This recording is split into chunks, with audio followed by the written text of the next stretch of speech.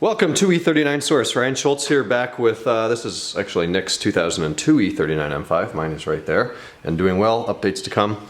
And today we're doing a DIY on replacing the auxiliary fan, the electric fan, the pusher, the puller, whatever you want to call it, the one you see right here. So this one was actually replaced a couple of years ago. It's very intermittent right now, and we're just going to go ahead and replace it again. The part that we're putting in is kind of an off-brand from FCP Euro, so it does have the full warranty with it, which is great. Be sure to check out FCP Euro for their parts. Everything they sell comes with a lifetime warranty. So it's a little bit involved. We need to remove the headlights, we need to remove the bumper, and then we need to remove this plastic cowling here in front of the front core support. We don't need to remove the core support, we don't need to remove the radiator, we shouldn't need to remove the fan shroud or the mechanical fan and fan clutch, just what I mentioned in the front. So the first thing that we've done is, when the car was running just a few moments ago, we turned the wheels all the way to the left, and that allowed us to get into the front driver's side fender area. And to remove the bumper, we need to remove 3 fasteners in here. Now, kind of every car that I work on is a little bit different. The inner 2 are just 2 8mm bolts like that. So use preferably a 6.8mm socket and a ratchet. Then the outermost one, which is right here, and they're all in line. You'll see them very easily when you have this open. On my car, it's like a push rivet. On this one, it's an 8mm. I think it's actually supposed to be an 8mm, so remove that as well. Then turn your wheel the opposite direction and do the same thing on the passenger side. If you guys have owned an E39 for any time at all, you've probably experienced removing the headlights. If not for replacement, for fixing adjusters and bulbs and putting different angel eyes in, whatever you've done. It's really pretty easy. There's 4 10mm bolts, or 8mm bolts. There's 2 on top that are easily accessible. And then the bottom 2 are not too difficultly accessible. You just need an extension on your socket. There's the one right there, and then there's the one hiding behind that wire right here. So take those out. If you have a magnet tool, that's great. The bottom bolts, notice that they're shorter and they're thicker. I'll do a comparison. The top ones on this car are all rusty. This has been an Ohio car its whole life. The top bolts on the right, the bottom bolts on the left. You're going to have 4 of each by the time you get all of them removed for both headlights. Then you're going to have a series of wiring connectors going in here. This is the turn signal. You can unplug it, or you can just turn the whole thing and just slide the turn signal socket out. You have your high beam connector, which is just kind of a stick a screwdriver under that tab, release it and pull. The gray one plugs into the xenon ballast for the low beam. It has a little push thing on the side. You push it in and pull it out. The one with all the colorful wires is for your automatic leveling. Same deal. It's got a little push thing. Depress that and pull it back out. And then your angel eye connector, if you're on a 2001 through 2003, looks like this. And yet again, another BMW connector that has a little tab you push and then wiggle the connector off. And then we'll just push that whole wiring harness back there out of the way so we don't damage anything. Move our turn signal bulb out of the way. And we're going to do the exact same thing on the opposite side. So headlight trick, when you get most everything disconnected, you can't really get to those turn signals when they're still in the car. So pull it out as far as you can get without stressing any wires, and then you're going to have room to come in from the side right here. And as I said before, either disconnect the wiring harness from the connector, or just unscrew the whole connector from the assembly and then just gently tuck it back up in there out of the way. So now we've got both lights out and we're ready to pull the front bumper. So the front bumper is held on by several different pieces of hardware. We're going to start kind of in the front in the big lower grille. Right here is a Torx 50 bolt, and there's one in the same place on the opposite side. They're very long, they look like this, and if they haven't been out in a while, they're going to make some terrible noises and require quite a bit of force to get them out. Again, it's a Torx 50, normal thread, so lefty-loosey. Pull those out. We already did the fender liner bolts. That's the first thing we did in this video. And then the next 2 things we need are going to be the pork chops. These are the front fender liners. You already loosened these top 3. Now we need to loosen the bottom 4. Again, on every car they seem to be different. This car was held on with more 8mm bolts just like the ones on top. Only 3 of them were in place, so I removed those with a socket and then the whole thing dropped down. On the passenger side of the vehicle, it's a little bit more complicated, although not in this particular scenario. This car lost the majority of its fender liner / pork chop several days ago, and this is now what remains of it. So when we took off those top 3 8mm bolts, the rest of it came out. If yours is normal and not damaged like this, it will look just like that one, but there's a temp sensor on it. Your ambient temp sensor that displays the outside temperature in the car lives right here. Here's the wiring harness for it. This one's been damaged many times and is broken again, so we're going to have to fix that shortly. But there would be another 4 bolts, 4, 8, or 10 millimeter bolts, whatever your car has, up in here holding it to the car. As you can see, this one piece of it is still connected, but the rest of it is gone and out on a highway somewhere in Pennsylvania. At this point, we're ready to remove the whole front bumper. It's kind of a 2-person job, and unless you're going to set it down somewhere soft like a lawn, you're going to want to lay out some towels, some cushions, whatever you've got, so you can lay it down, this part down, without scratching it. The remaining things that are going to hold this to the car are going to be your fog light wires.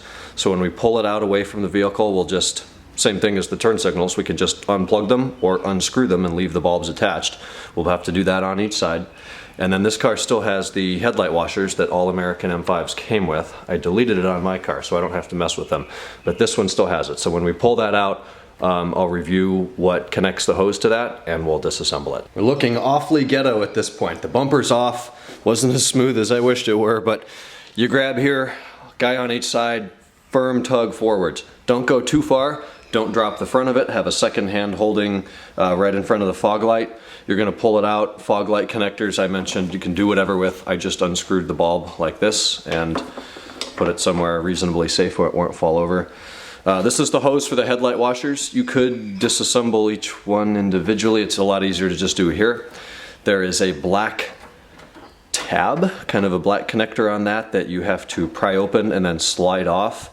Then you'll be able to disconnect the hose that's inside the bumper, and then your bumper's free from the car. We'll walk out here into the lawn. This bumper's going to be replaced soon. We're not terribly worried about it. But that connector I was just referring to is right here. So you just pull the black thing out and then it disconnects, and you can leave it like this. So the next piece we need to remove is this front cowl. The M5 piece is specific to the M5. It's got this lower lip here for intake. Looks like it's held on with a couple of bolts. I see an 8mm here. There's another 8mm on the opposite side in the same place. Right on the top, there are 3 plastic pop rivets that we're gonna want one of those fork tools or a flathead screwdriver, but ideally a pop rivet removal tool to push under. And there's another rivet here. And there's supposed to be another rivet there, but this one is sheared off. So whatever you see holds this thing on, remove it. Easy, very easy. That comes off. The 3 clips at the top are actually kind of a one-use clip, but if you're careful with them, maybe get them started with a very small flathead screwdriver like this, and then the tool I use to pry them out is one of these. I think this is a Tecton, maybe from Amazon. This was a very cheap tool that I would not want to own a BMW without that tool, let's put it that way. So when I had them out, these little pegs on top were pushed all the way in. When you get them out, you can spread the prongs apart there and then use that small screwdriver to push it back up. So when you reinsert it, you're going to put it in the hole like that, and then take a hammer or something, or maybe even your fingers, and plunge that center peg back down in there to expand the legs and hold it in very tightly. That's how that works. So now that we've got that out, our electric fan is right here, and it looks like it's held in with 4 impressively large bolts. Maybe these are 13s, something like that, I'll let you know. 1 on each corner. I'm going to loosen those up and see where we get. Once you get those 4 bolts out, by the way, they are 13s, the fan just pulls out. Obviously your wire connector is going to be on the left side here, the passenger side. It kind of feeds up over here where your passenger headlight would normally be. There's not a lot of lead on this, so it's a little difficult to get it unplugged, but typical BMW connector, there's 2 tabs, you squeeze them and then wiggle the connector out, and there's your old fan. This is a great time to inspect your AC condenser, your radiator, anything else in here, and replace anything as necessary. We had a whole bunch of crap stuck on that, so we tried to pick that off as best as we could. But at this point we're ready to get the new fan. Note that the pegs stay there, so we'll just line it up, push it in there, connect the harness, put the bolts back in, and then do everything we've just done in reverse. If you wish, you can go ahead and give your car a start once it's bolted in. I put the 2 bottom bolts in. I ran the wire over here on the front just like the other one was. I plugged it in and I shoved the connector back down in there. and the fan is running. If you want to test that, either have a hot engine or better yet, turn on your air conditioning. Temperature's all the way down, heater core on the 3 blue dots, hit the AC button, and within about 10 seconds your fan should spool up. Note this one is really quiet. The OEM one was actually a lot louder, and it is running. Be very careful, you don't want to stick your hands in there. There's even a warning label on there. So go ahead and turn it off, Nick, and we're ready to button everything back up. Bumper installation's just like bumper deinstallation. You're gonna have 2 people hold it up about a foot away from the car. Plug the fog lights back in or reinstall the bulbs, however you did it before. Just do the opposite. Then we have that hose here. You're gonna line them back up, put them together, slide your pin in there, push the bumper back into place on those guides. You'll see exactly how it works. It's just kind of a little claw that fits around a groove and pushes and slides in there. And then you can go ahead and install your pork chops with the 4, 8, or 10 millimeter bolts at the bottom. Do make sure that your center belly pan down here, since we didn't remove that, that has to get sandwiched up on top of the lower bumper here. So you definitely want to have that in there and not down below. And then you're going to put your T50s back up in there. I don't have a torque spec to it. Good and tight. That's the torque spec. Headlight reinstallation's pretty forward as well. You just get them in there almost all the way in. Connect your turn signals and your leveling, the blue and white or the blue and yellow wire connector first. Those are the more difficult ones. Then you can slide it back all the way, make sure all the holes line up. This little body colored trim strip is attached to the bottom of the headlight. It will come off with the headlight. When you put it in, it kind of has to hinge around and be on the inside of the fender.